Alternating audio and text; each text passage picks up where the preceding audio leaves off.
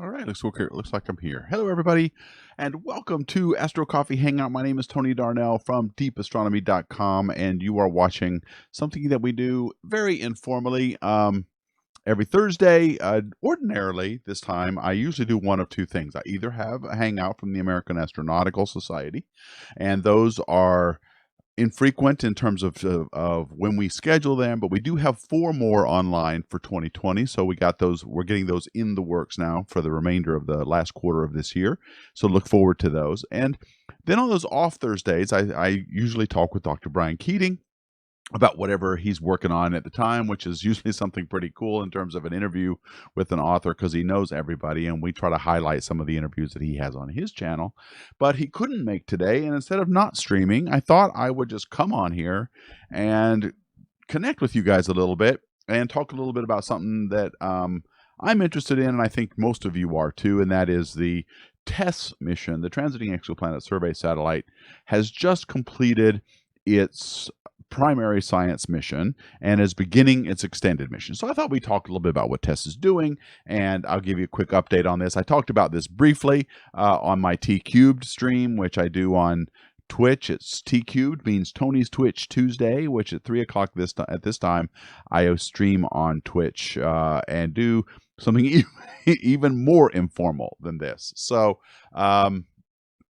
So anyway, it's good to see. Hey, Raj and Coney and all the other guys, it's good to see you. Peter's here, and Daniel, good. It's good to see you too. And so yeah, what I'm hoping you now. This may be a short stream. Depends on you guys. I'm going to talk about TESS a little bit, and then if you guys have anything you want to talk about or any questions you want to discuss, then by all means leave something here in the chat, and we'll talk about it. Otherwise, I'll just go about my merry way, and we'll see you guys next Thursday when I think Brian Keating will be back. He said that he could do next Thursday, just not today. And so, so let's move on. I am a couple things I want you to know. Space Junk Podcast just posted a new episode on Tuesday. I hope you guys will download it and check it out. If you haven't subscribed to it, you can get it on Spotify and all the other places. I do this with OPT telescopes. The episodes come out roughly every week, depending on our schedule. And so a lot of good stuff there. I've been doing it now, 73 episodes of Space Junk, if you can believe that. So please check them out if you need some podcasting done. Very much appreciate you guys checking it out. You can get it on Spotify, iTunes, and all that other stuff. It's updated on anchor.fm as well. So Susan, hi, it's good to see you guys. It's going okay, Daniel. I mean, all things considered, it's been one heck of a year, man. It's been one heck of a year. I am working hard to keep my attitude up. It's it's really hard when you see all this stuff going on around you, and to get jazzed about this stuff. Sometimes I just have to sequester myself and just not think about the daily news and the world news, and just focus on astronomy, and then I feel better after that. So let's do that. Okay, so TESS launched a couple years ago, and has been up there with a mission of surveying the entire sky over the course of 2 years. Now, it has done about 75% of that sky, and it is already happened to make quite a few discoveries that are interesting. We'll highlight a couple of those here. But one thing you got to realize about TESS, it looks at all these sectors of the sky with its 4 cameras for only about 2 months. So there are limitations to what we can learn from TESS just by the design of the first primary science mission. By only looking at certain parts of the sky for 2 months, it is looking for tiny dips and brightnesses of stars. Well, 2 months is not a very long time, especially if you consider planets like Earth, for example, would only cause 1 dip in brightness every 365 days. So if we don't happen to catch a planet in the middle of a transit, we really don't know, if we're getting it by chance, or if it's a short period planet or whatever. So we need to. So TESS is primarily biased towards short period exoplanets. These are planets that go around their star in a matter of hours or even days, and then it might get multiple light curves. Otherwise, it's only going to get either a part of one light curve, or it's going to get one complete light curve and then nothing else for a long time. And so TESS has in its catalog an extraordinary number of what they're calling TOIs, or TESS objects of interest. And these are candidate exoplanets, but need to be confirmed by follow-up observations. And that was the design of the mission. They felt like, okay, let's look at all of the sky for a short period of time and see what's out there, kind of get a census of what's in the entire sky, and look periodically, and then move to the next part, get a few light curves, and move on. Kepler, on the other hand, took the exact opposite approach. It, for almost 5 full years, looked at only one part of the sky. And it was also, its mission was designed to look for Earth-sized planets. These were tiny dips in brightness that would be caused by planets about the size of the Earth. So that we're talking very small transits, very small dips. And it stared at one part of the sky for 5 years, and it not only got a lot of candidates, but also got confirmed exoplanets as well, because it was able to look over a period of 5 years. So to be able to find exoplanets, we need to look at things for a very, very long time. Something TESS does not do. It's only had, oh, thank you, Susan. Big hug. I needed it. Thank you. I needed that. It's always good. So TESS was doing a quick look at the whole sky to get a census really fast, and then other things would follow up, ground-based observatories in particular. And I want to point out something to you. There are some amateur astronomers getting into the act here. So if you follow Mike Aitkey on Twitch, he also has he's also active on Discord, but his Discord server is private. He operates a 20-something inch light wave telescope, or plane wave telescope, in South Africa. That not in South Africa. It's in Abu Dhabi. I apologize. And he is actually working with the TESS team to follow up to confirm some of the candidates that TESS has found. So I want to play a couple videos for you. So look him up on Twitch, follow him. He streams on I think it's on Saturday, some of the stuff he's doing. So amateurs are able, with some of the equipment now, of course, I admit not everybody has a 24-inch plane wave, but if you do have a reasonably sized equipment that you can get high photometric accuracy with, you can contribute to this science. But right now, ground-based professional observatories are following up TESS as candidates for confirmation. So these are all called TOIs, or TESS objects of interest, and it's primarily due to the fact that they really only look at things for a short period of time. They look at each section of the sky for 2 months or so at a time. Now, after I show these videos, I'm going to tell you a little bit more about what the second half of the mission is going to be about, the extended mission, which is going to go until September 2022. We'll talk about that in just a minute, but first, let me pull up this.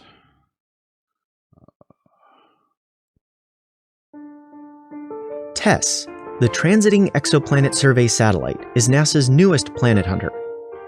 The mission has operated for 2 years and has now mapped about 75% of the sky.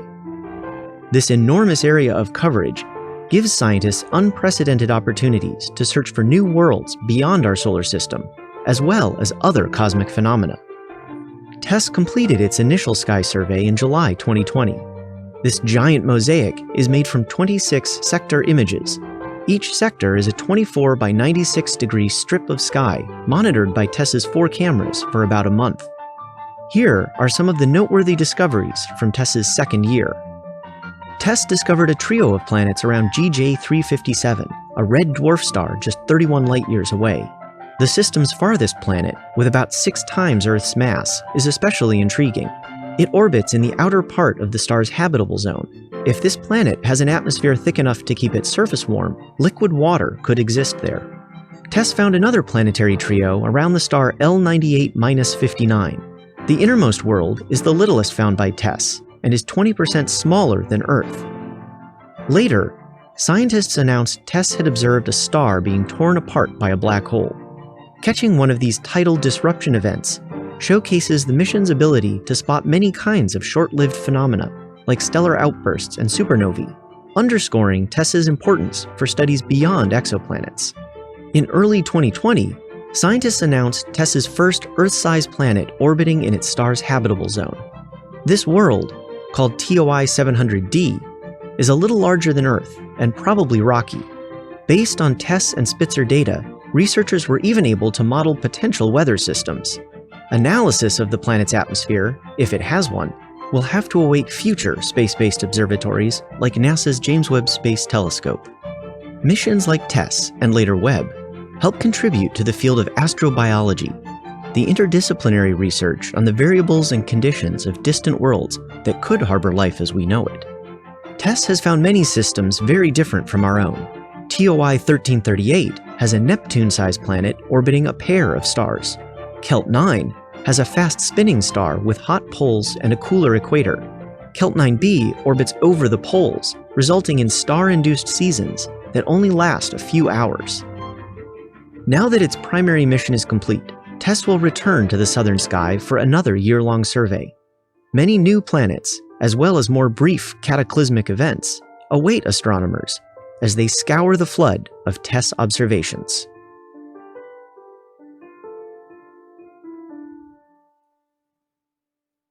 Okay, so as you saw there, there's a lot of cool things in there. A bunch of TOIs I want to go back to a couple of them. I'm going to talk to you about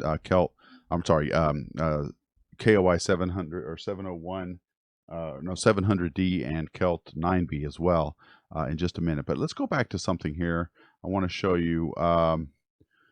So here is the current sky that well, actually, it's a little bit better than that. Let's go. Degree strip of sky, monitored by TESS's 4 cameras for about a month. There you go. So you can see the sectors, okay? You can see the different, can you see my, darn it, you can't see my cursor. Anyway, you can see that it's the sky has been divided up into these segments, and each one of those 4 segments within a much larger square. I wish my cursor would work. You can see that are due to each one of the 4 cameras on TESS. So those were the sectors that it looked at. Now there is a chunk of it not imaged yet, and what I've been trying to figure out is if that's because of the it's still in the northern hemisphere and that data hasn't been processed yet, or was there something else that kept it from getting that out there? And I don't know the answer to that. So I don't know about that big chunk there, but there is a band in the middle. That's along the ecliptic, and that's so TESS is going to go back, and as the video said, next year it's going to go back and do the second hemisphere another time over next year, and then the final year it's going to fill in that gap in the middle there with the ecliptic. So it's going to get a complete view of the sky. Now the second pass of the southern hemisphere is going to be really interesting, because remember I told you at the top of the stream that TESS is very biased towards short period planets, or at least partial transits, because it only looks at for things about 28 days. And so if you go back and look again over the entire sky, TESS can then get bigger, more light curve data for a longer period of time, and they'll build out some of these hopefully find some longer period exoplanets, because right now most of the discoveries that you see are in the range of short period exoplanets. But like I said, there's lots of TOIs out there, a lot, and they have to yet be confirmed. So hey, it's good to see you, man. They had to rock TESS upward to avoid contamination. Okay, so that's what it was. So I appreciate that. Thanks, Christian. And Launchpad Astronomy is another good channel you definitely want to check out if you haven't already, because a lot of you guys subscribe to both of us. So it's good to see you, Christian. Okay, so there was another cool thing that caught my eye here, and let me pull that up. This I want to talk about Kelt 9b. Kelt 9b was bizarre. So let's check this video. NASA made a bunch of cool videos, so I didn't have to. Let me turn me off because you don't need to see me while we watch this. Okay, so here we go. This is Kelt 9b. It's about twice the size of Jupiter, and it's always super hot, taking only 36 hours to orbit its star. It receives 44,000 times more energy than the Sun delivers to Earth, Look at the rotation making it of that one of the star. hottest planets known, with a dayside temperature hotter than the surfaces of some stars. This causes its atmosphere to boil away into space. Now, thanks to observations from NASA's TESS satellite, we know Kelt 9b is even weirder. TESS spots dips in starlight whenever a planet passes in front of its star from our perspective. Astronomers call these dips transits. But Kelt 9b's odd star complicates things. It spins so fast, it's squished into an oval. This makes its poles hotter than its middle, a property scientists call gravity darkening. The planet's orbit, also odd, carries it over the star's poles. Combined, these effects make the start of each transit different from its end, making further study difficult. A team led by NASA Goddard scientists used TESS observations to disentangle these effects and provide further insight into the system. The polar orbit and gravity darkening give Kelt 9b an unusual type of season. Summer occurs when it passes over the star's hot poles. Winter, such as it is, happens when it passes the cooler equator. And for every 36-hour orbit, which is Kelt 9b's year, the planet experiences these seasons twice, and each is less than 9 hours long. Scientists expect the frequently changing temperatures produce wild winds, and they're busy modeling Kelt 9b's atmosphere. Thanks to TESS, astronomers are equipped to learn more about this curious system, and others like it. Okay, so there is a lot of cool stuff in that. I mean, first of all, did you see this? Check this out. Let's go back. Middle, a property scientists. I mean, to me, let me get this out of the way a little bit more. First of all, this thing is got two different temperature zones here that make it hotter and cooler at the poles. And then this thing has got, look at this orbit. Well, where'd it go? There it is. I mean, that orbit is going around the poles of that star. And because it's got a 36-hour year, it has 2 winters, 2 summers that last about 9 hours long. Now, that's some freaky stuff. And I'm not sure, because the video doesn't tell me how they know that about this. They must not know the rotation rate from TESS data. There's no way you're going to get that information from TESS. You're going to have to get that somewhere else. So they must have some seismology data on this thing that shows you what the temperature gradients are, or at least the rotation rates of the star are. And of course, you can get the period. TESS can get the period of this planet because it is only 36 hours long. They could have gotten several light curves over the course of the 28 days that it looked in that sector. So it definitely could get lots of light curves. This is one of the most interesting things I've ever seen. I love this.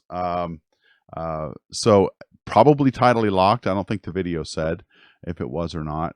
So that's probably tidally locked. And yeah, just really bizarre. 36-hour year though. I love these planets that go around their stars super fast like that, because you know there's some strange, bizarre stuff going on there. Okay, one more video I want to talk about, TOI 700 and TESS object of interest. Again, that's what TOI stands for. So let's check. Let me maximize this and get that going. NASA's TESS mission has found its first Earth-sized world in its star's habitable zone. This means the planet, called TOI 700d, has the potential for liquid water on its surface. TESS stares at patches of sky for long stretches, recording light from thousands of stars. Some of these stars have planets that cross or transit in front of them. TESS sees these events as tiny, regular dimmings of the host stars. One star where TESS saw transits is TOI 700. It's a red dwarf about 40% the mass and size of our Sun and roughly half its temperature. One set of transits announced the presence of a planet close to the star, called TOI 700b. Another set revealed a second planet named TOI 700c a little farther out. The deeper, shorter transit means the planet is larger than the first, and the plane of its orbit is slightly tipped. A final set of transits showed TOI 700d orbiting even farther out. TESS observed this system for nearly 11 months and saw each planet transit multiple times. Scientists determined that the inner and outer planets are almost Earth-size and may be rocky. The middle world is more than twice as large and most likely made of gas. All three may be tidally locked, rotating just once each orbit, so the same side always faces the star. But most importantly, TOI 700d is within the star's habitable zone. Scientists wanted independent confirmation of TOI 700d, so they monitored its star with NASA's Spitzer Space Telescope. Spitzer saw a clear transit from the outer planet, affirming its existence and improving scientists' certainty of the planet's size. TOI 700d is one of only a few Earth-sized planets found in potential habitable zones. Others include discoveries by Kepler and several planets in the TRAPPIST-1 system. Because TOI 700 is bright and nearby, the planets are good candidates for precise mass measurements by ground-based telescopes.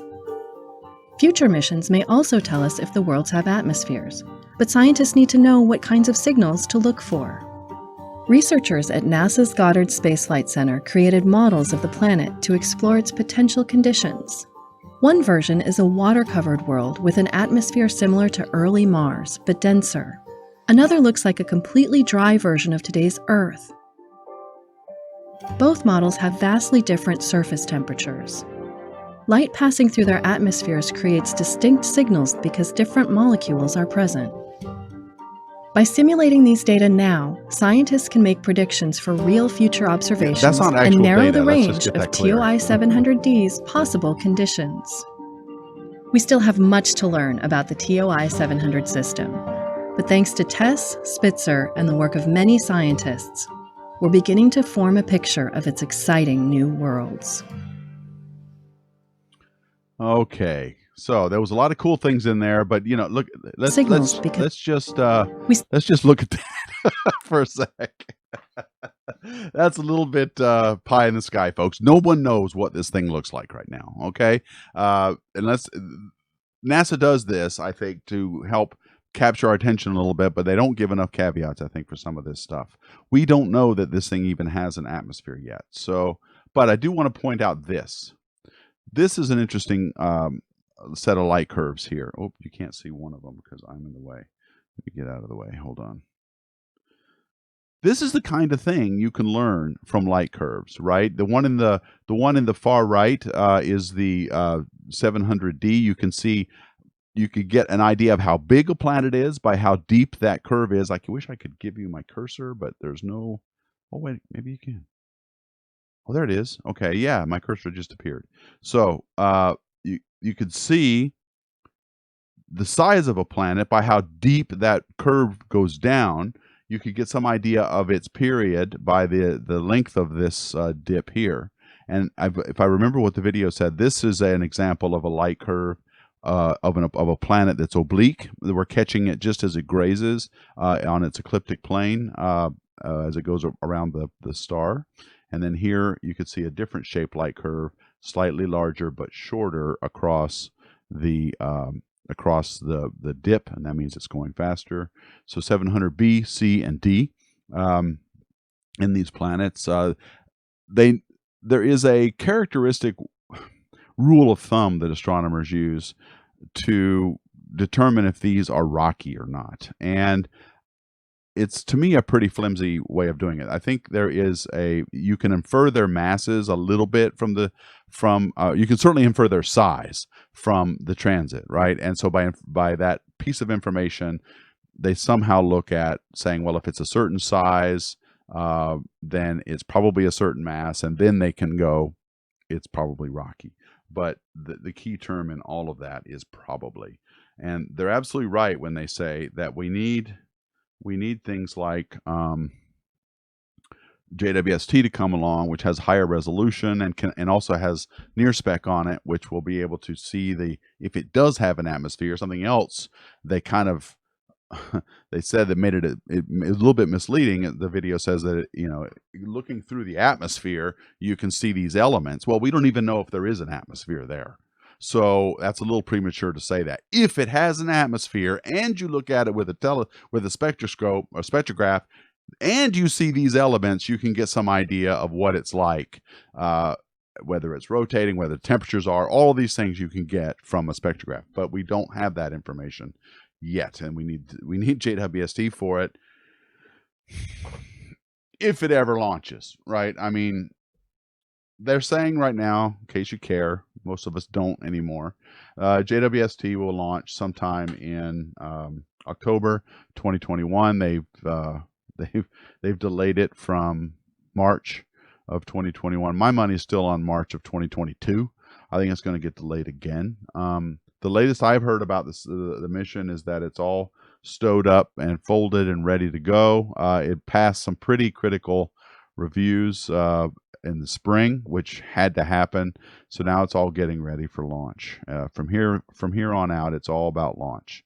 And so who knows, folks? I wish I could express confidence in this, but anybody who's followed this mission for any length of time knows it's frustrating AF. Do you guys know about this? Where'd it go? Here it is. Do you guys know about this?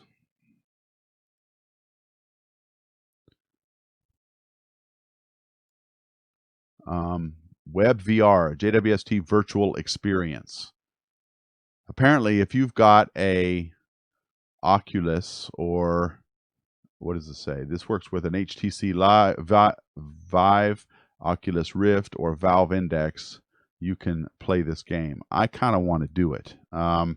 Unfortunately, I don't have any of that equipment. It's on Steam, I guess, and it's free and all that kind of stuff. I'd like somebody play this and tell me what it's like, because I don't have any of this stuff to do it with. But it's supposed to go through a lot of the mission. You're supposed to get a up close and personal view of some of the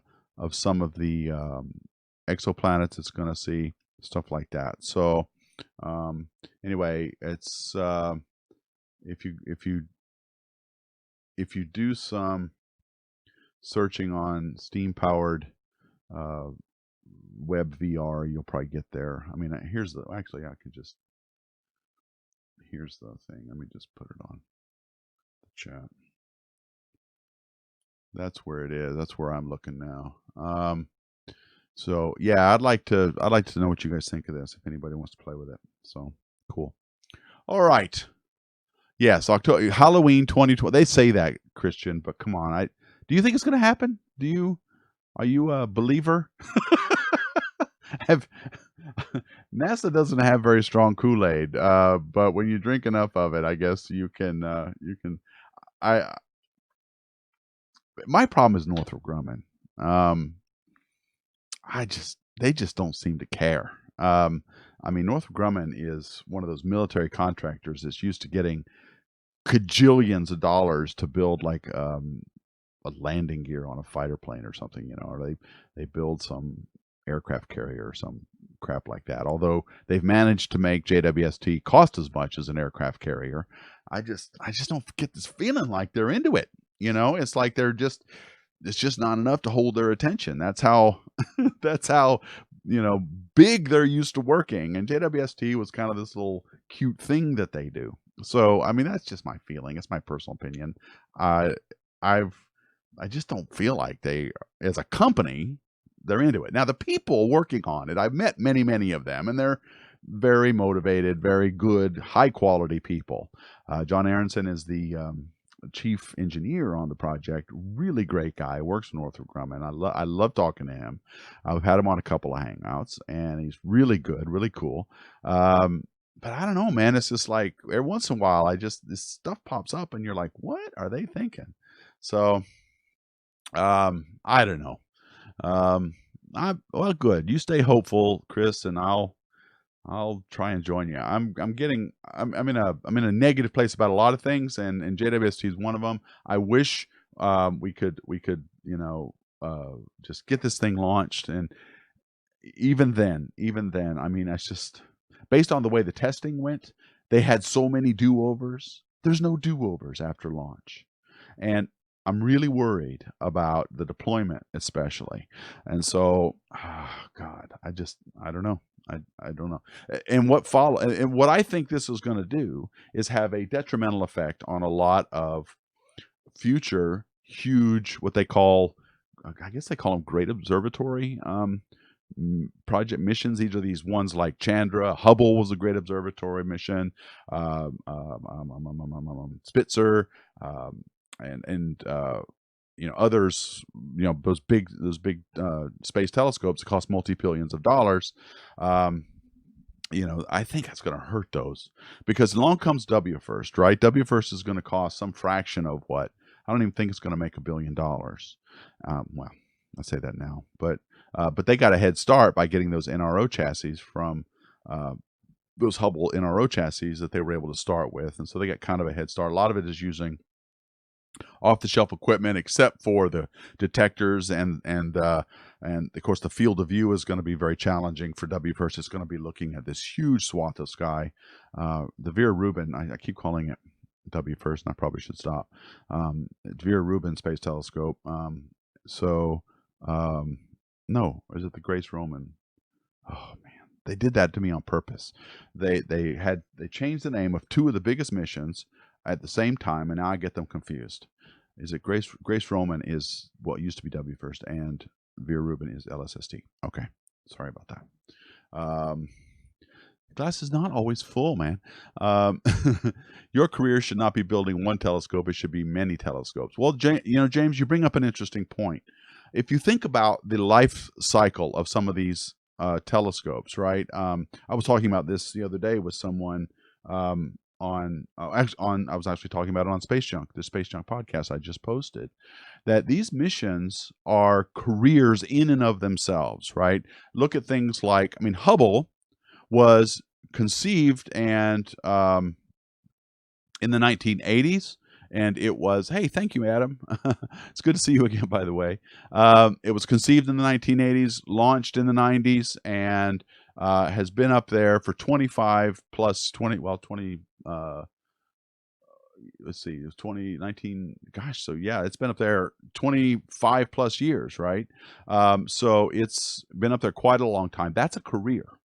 And the same with things like the New Horizons telescope. The New Horizons telescope or spacecraft, it wasn't really a telescope, was conceived decades ago, took 9 years to get to Pluto, and careers are built on this. Now imagine working on something all your life, okay, getting it ready and built up for launch, and then it either explodes or it crashes or it doesn't deploy. Right? I remember when Galileo was deployed for Jupiter, I knew some of the people who worked on the mission. And, there was a lot of tension because if you remember, the long-range communication dish didn't fully open. It didn't fully deploy on its way to Jupiter. Now, they were able to salvage the mission. The mission was still a success, but the amount of data and the throughput of the data they got was severely restricted. But imagine if that had not opened, that you've spent decades working on something, launching something, and not have it work in the end. This is risky business. And it brings home what I think James is talking about is it would be great if what you said is true, if you could just build over the course of your career and be a part of multiple telescopes. But that's a luxury most people don't have. You end up working on a project, and that is your career. And there was what was the Mars mission that crash landed because of the English versus metric conversion fiasco? What was the name of that? What was the name of that mission? I forget it now. But imagine being the project scientist on that. You're just meters away, tens of meters away from the surface of Mars, and boom, your whole career just ended. I'm not laughing because it's funny. I'm laughing because it's tragic, right? That's imagine that. That's the first thing I thought of when I heard the news story when that happened. So Okay. Um, so let's see here. Nancy Grace Roman Space Telescope. Thank you, Christian. I need to get these names right, and I can't always remember. I'm terrible at names.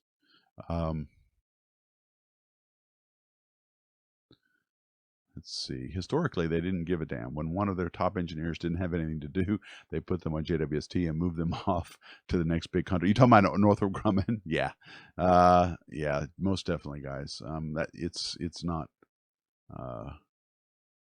it. So Mike is here. Mike Aitken. Yeah, he's the guy I was telling you about. He's the one who's operating the plane wave telescope, doing confirmations of TESS objects of interest and turning them into confirmed exoplanets. He's just got a paper out coming out, he says, and I would highly encourage you to watch his streams on Twitch. And Mike, type in the well, let's see, maybe I have it handy. I don't have a Twitch tab up right now because I'm busy streaming on YouTube. So, but yeah, definitely check out Mike Aitken's.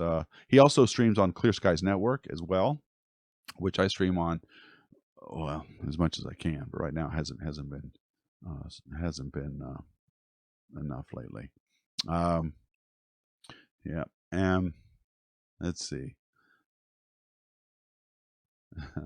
When I saw the docudrama, I could not fathom the stupidity of it. What are you talking about?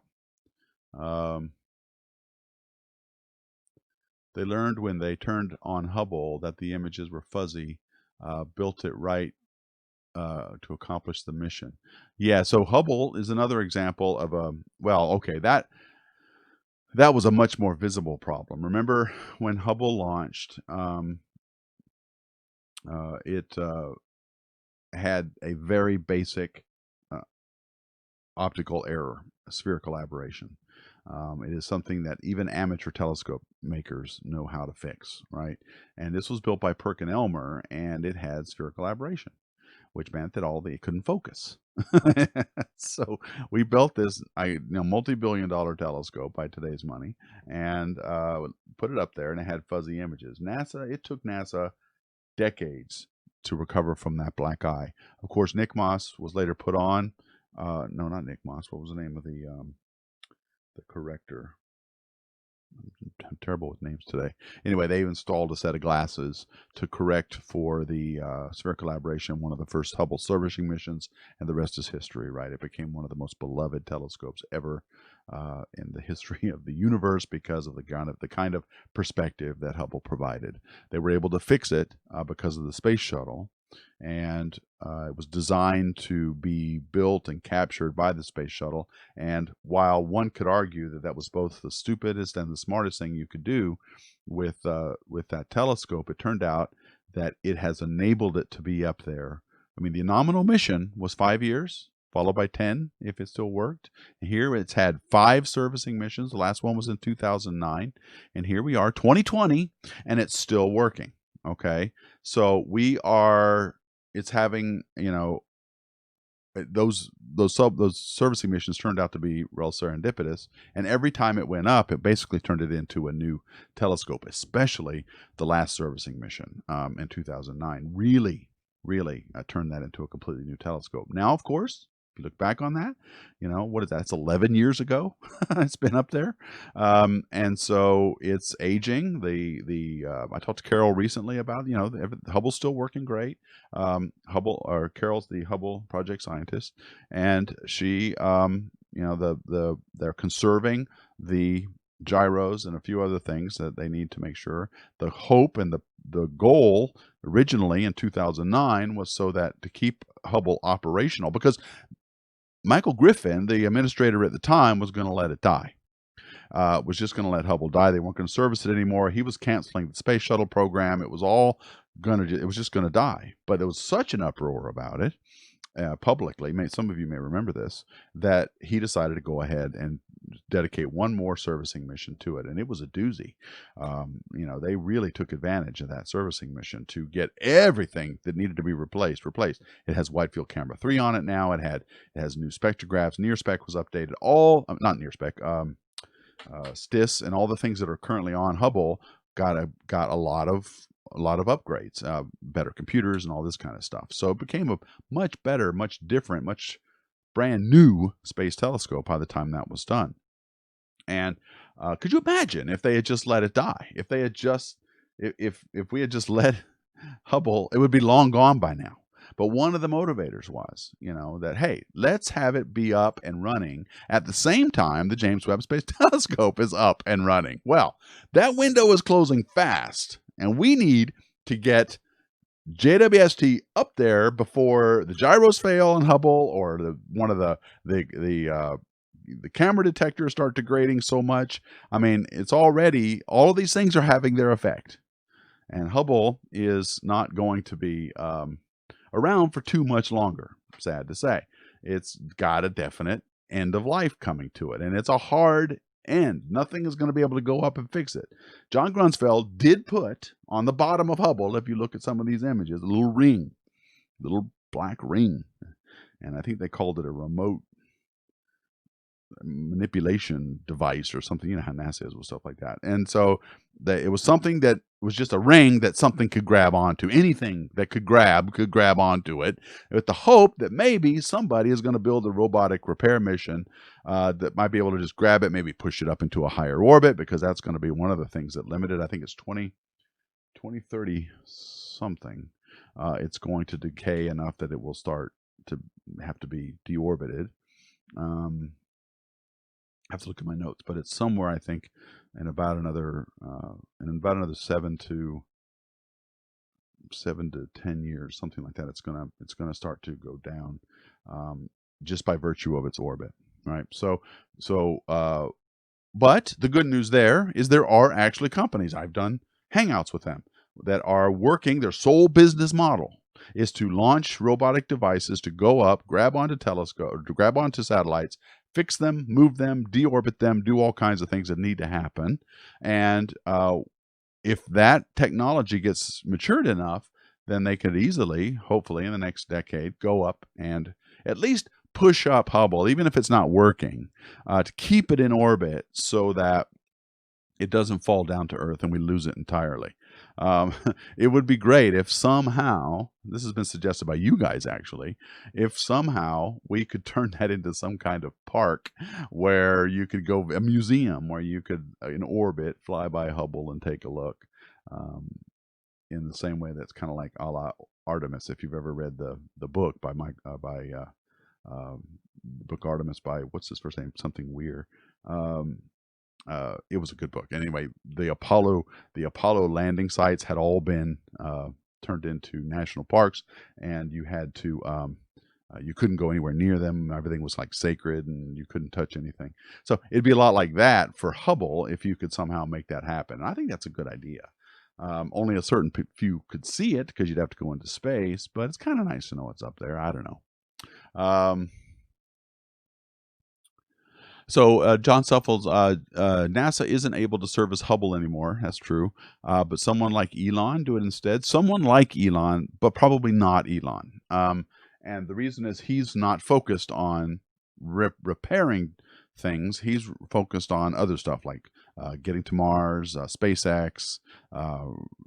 Dragon, getting things up and down into orbit, and getting to Mars eventually. He's also focused on Starlink and Starship and all of that stuff. His focus, as far as I know, isn't on repair and going up and working on things that are already in orbit. That is a growth industry that I think there's at least 3 companies actively working on this, I think I just heard the news recently where someone had gone up and actually repaired a satellite that needed fixing. So it's working, it's started, and it's a growth industry. And if you young kids out there want to start a business, do that, and you'll make a lot of money, because there's a lot of money to be made servicing, deorbiting, moving satellites, bringing them back down, and reusing them. All of that stuff is a definite growth industry. So think about it. They should put Hubble on standby. This is from Michael Stiller. Attach a rocket to it, send it to follow Voyager, and turn it on in 20 years. That will be a lot of work. Do you know how big Hubble is? It's literally school bus sized. It's enormous. I didn't fully appreciate how big Hubble was until I went to the Kennedy Space Center at the at the Atlantis exhibit, and there's a scale model of Hubble there, and it's enormous. It's huge. So the thing is pretty big. It's going to be pretty hard, I think, to accelerate it to the kinds of speeds Voyager is in. But then there's this idea. Andy Weir, thank you, John. I hate being old. Anyway, that's the guy who wrote the book I was telling you about. Thank you. I need you guys to be my memory because my synapses are just falling out of my ears. So thank you very much. So, okay.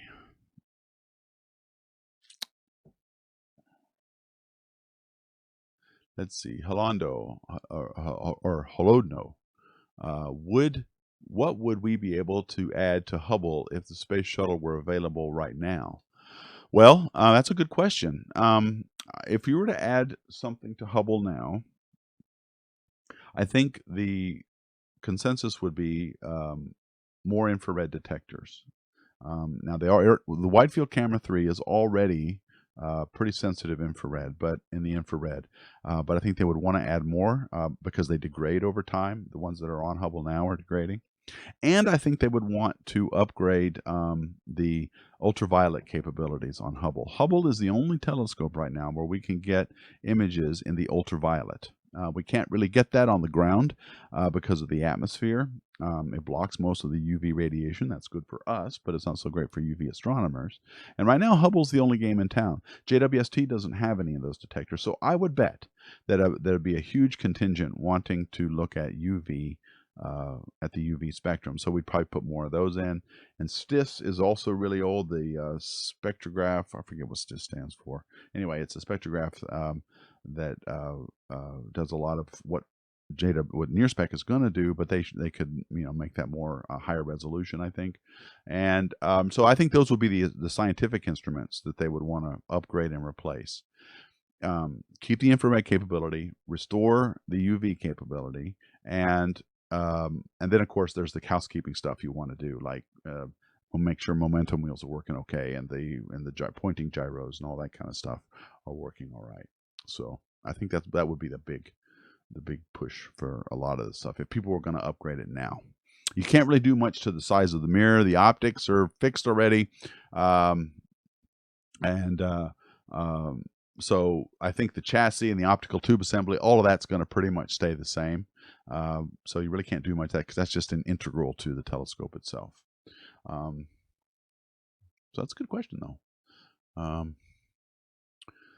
Soft capture mechanism, is that what they call it? Yeah, I couldn't. It was some kind of nerdy sounding thing that was more than, it's just a ring that they grab onto. Let's see.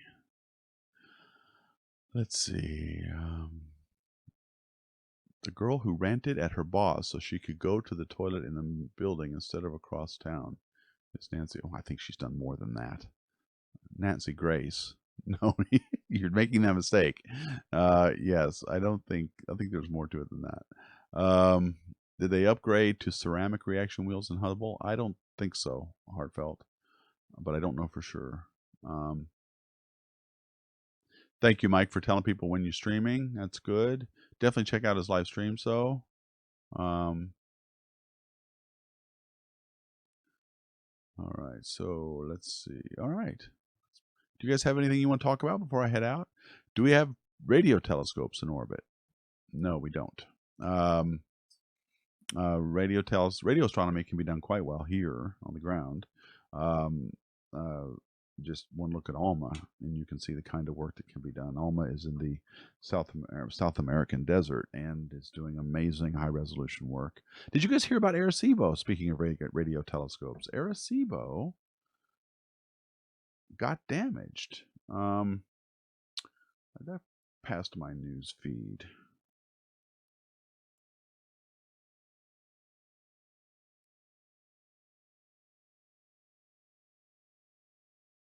Yeah, check this out.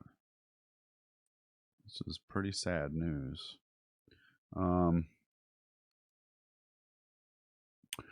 Rico's Arecibo radio telescope was damaged by a falling cable. This is from CNN, but To ensure the safety of our visitors and staff, the Science Center will remain closed until further notice. More details here. UCF operates it, or at least they're one of the operators. UCF is near me. It's down in Orlando. Yeah, check this out. Look at that. Oh, man, that is really sad. For those of you who don't know, that's the radio telescope that was featured in Contact, the movie based on Carl Sagan's book, starred Jodie Foster. But look at that damage, man. That's apparently a cable had snapped and did that to it. This was built in a natural geologic feature in Puerto Rico. I believe it was a sinkhole, and it's 1,000 feet in diameter, 167 feet deep. Covers about 20 acres. So yeah, they're in the process now of finding out what kind of repairs are going to need to be done to bring this telescope back online. But I'm pessimistic because this was already a telescope that was having difficulty finding funding. The thing about it is you can't really point it much.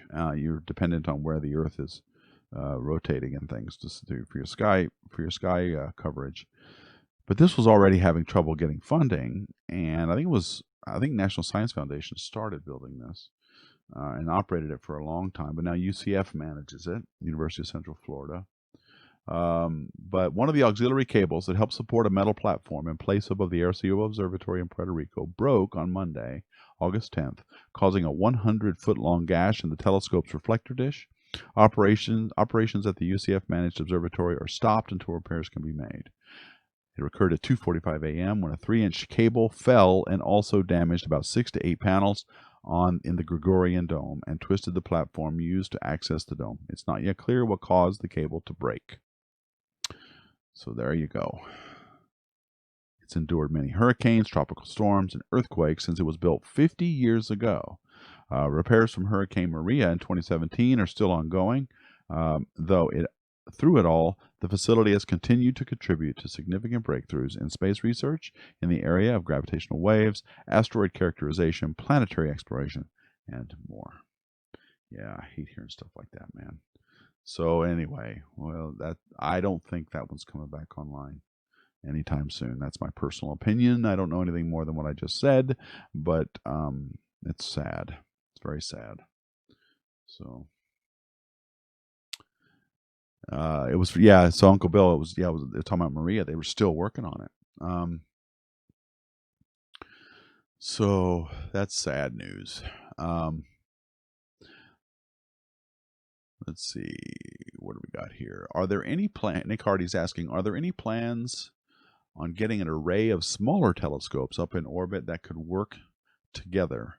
Not that I know of, no. I mean, if you guys have ever heard of a place called SpaceFab, go to spacefab.us.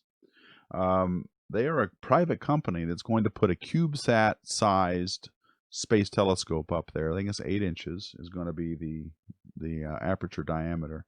And you're going to be able to access it and take images yourself for a fee. They're going to charge you. You do it through an app. And SpaceFab but that's just one. Now, they have plans, if this works, to do more. They're going to also give you the ability to look at the Earth and take photos. But I don't know about that. There's going to be a lot of national security people going, but no, you can't. You point an 8-inch telescope, an orbiter, down to the Earth, you can get some pretty good resolution down there. And the idea, of course, is to give people space selfies and stuff like that, but it's not, I don't think they're going to let people do it. But that's one idea. But you mean as far as putting a whole bunch of them up there and then having them work in tandem through VLBI or something like that? I don't know of anything, no. Of course, the moon would be a good place for a lot of telescopes, which, there's no plans for that either. So the only plans for a space telescope right now in the works are James Webb Space Telescope, the Roman Space Telescope, and the I think there's going to be whatever comes after in the decadal survey. There will be either LUVOIR, LYNX, HabEx, and one other, project. They're still going to decide which one it is. If it's LUVOIR, it's going to be a gigantic JWST. It's going to be one that dwarfs even James Webb Space Telescope. I think it's on the order of dozens of meters in diameter. I don't have the numbers in front of me. But it's, as the name implies, LUVOIR stands for Large Ultraviolet Optical Infrared Telescope. So remember what I said about the UV, Hubble being the only game in town? This is why I think LUVOIR is going to get that was going to win the next decadal survey. It's because it's broad spectrum. They're going to be able to take what they've learned from JWST, put it into LUVOIR. It even looks similar. Somewhere I have a picture of LUVOIR, attacking the Hubble Space Telescope. It's an animation that they made showing you the difference in size. It looks like a Star Destroyer from Star Wars. And it's going to, but that's it, right? That's the only things that I know of. ESA, oh boy, I'm doing this all off the top of my head. They have some Mars missions coming up. I don't think China has any space telescopes coming up. You guys help me out here. Is ESA? I know a lot of Galaxia. You guys know a lot about what's going on with ESA. So let's see. Terrascope or OR Jovascope by David Kipping. Thoughts? Terrascope. I got to look it up because I don't know. My thoughts are none. Let me just do a quick Terrascope.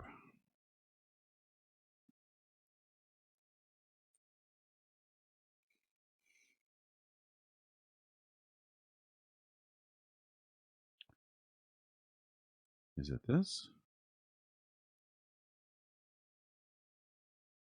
All right, Scientific American, settle down with the pop-ups. Earth could be a lens for a revolutionary space telescope. Oh, okay, yeah, I know. Okay, yeah, I know what this is. Now a preprint suggests that far from being a bane, Earth's atmosphere could become astronomy's boon, serving to amplify starlight in ways to reduce the need for enormous and enormously expensive telescopes on the ground and in space. Astronomers badly need such money-saving, performance-boosting approaches as the cost of building new state-of-the-art observatories soars to unsustainable levels.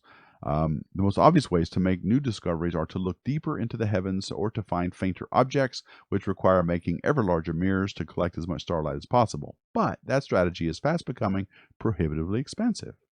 Already we're building things like the 25 meter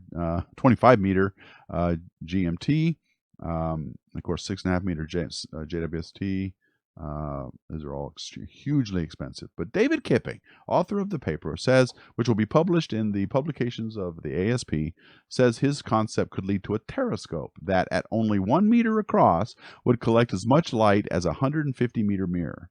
The potential of it is huge. You could detect mountain ranges on exoplanets. You could detect the faintest sources of light in the universe.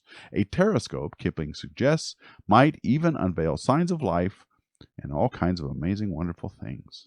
The key to all this will be atmospheric refraction, which is the way light bends as it enters Earth's atmosphere from space, a phenomenon you might know best as a cause of colorful sunsets.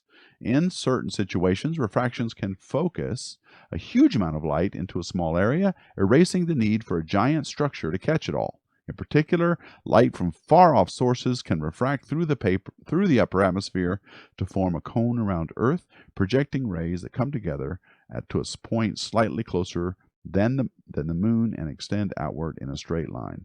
An observer on that line would see a distant light source directly behind Earth as a bright ring, amplified some 22,500 times greater than if our planet was not there to refract. This huge amplification will never be achieved by a manufactured telescope. Kipping is not the first one to bring this concept up. So-called atmospheric lensing has been discussed since at least 1979. In a way, the idea has always been with us. The point of my paper was really to highlight this exciting possibility that might deserve further attention. That's great. And a couple things that come to my mind as I read that. I don't know much about it because I just found this out from what you just pointed out to me. What are the challenges here? Well, the atmospheric refraction will need to be corrected. You've got a lens, sure, but that lens is very inhomogeneous, right? You've got refraction occurring at different indices, at different angles, in different ways. Right now, we correct for that with adaptive optics by shining a laser through the atmosphere and correcting the atmosphere for that field of view, which is usually quite tiny, grain of sand or maybe a few arc seconds across, correcting that atmosphere, getting rid of it, and getting these pristine images. What this is talking about is using the atmosphere to collect all of this light and focus it in a way that I don't fully understand, in a way that you can then process later and get huge amounts of data from. I don't know at what wavelengths this would be the best use for, presumably all of them, except for maybe radio. But it's an interesting idea. I don't know more about it. He sounds a lot like Jeff Kuhn. Do you remember him? I talked. I've had Jeff Kuhn on. He's a solar physicist in Maui. He's working on DKIST right now, and he is also sick of spending all this money on space telescopes when we should be spending them on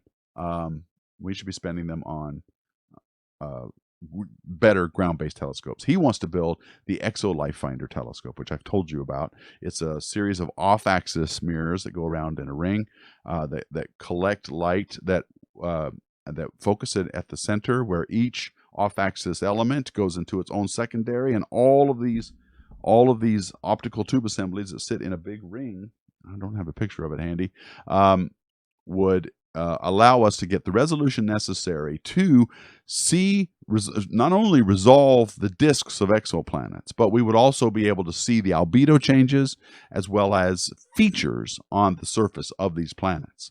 And you can do that on the ground without building a gigantic space telescope. And that's where he wants to put a lot of effort as well. And so he sounds a lot like he's in that camp, where we need to maybe use the Earth in a better way to make it into a giant telescope. It sounds cool, and I need to learn more about it, but I wish I could give a more informed opinion on it. But there sounds like there's a lot of challenges to overcome, not the least of which are things like not only the atmospheric changes throughout the planet, but also it's got to go through a lot of space junk to get to us. What effect will that have on it? Things like that, and contaminating the data, things like that. So I should read that white paper to find that out. But thanks for pointing that out. David Kipping runs the YouTube channel Cool Worlds. Oh, okay. So I should definitely check that out. I don't watch a lot of YouTube these days. Uncle Bill saying a chunk of the funding to recover from that was to bring Arecibo into a network to try and detect very low frequency gravitational waves via pulsar observations and measurements. Yeah, it's sad. I don't know if Arecibo is going to recover from this. I really don't. John Suffel, there is a proposed mission involving ESA and the Russian Chinese space agencies to launch a probe to try and find intelligent life in the White House. They are not hopeful in the short term. Yes. Good luck with. I wish them nothing but luck. ESA also has Plato. That's right. The planetary transits and also. Okay. Thank you, Adam. Appreciate that. And let's see. Terrascope is very similar to the focal lens idea, using the sun at 500 plus AU, like your recent video, but using the Earth or Jupiter. His YouTube is Cool Worlds. Yes. Yes. Thank you, guys. Cool Worlds. I get it now. He runs Cool Worlds. What's the channel that he runs, guys? All right. Sorry, man. I'm in a mood. Okay. So I think you guys have any other questions? Can he actually point the telescope or the new one in China? I don't know about the one in China. It's also built into the ground, isn't it? What was that called?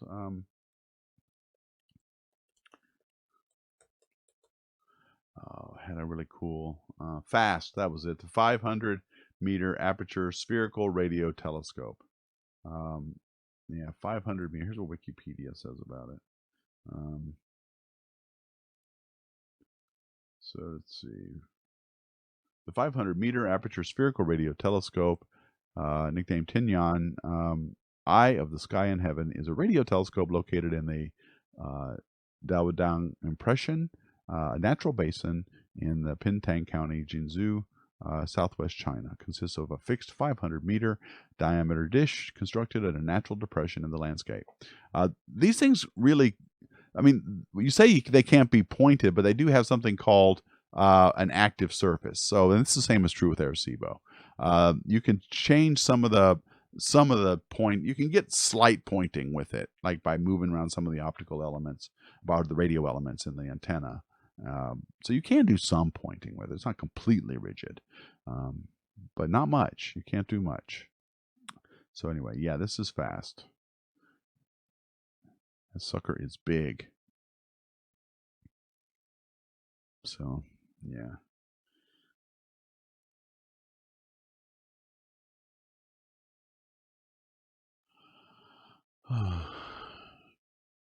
I will check out Cool Worlds. I will.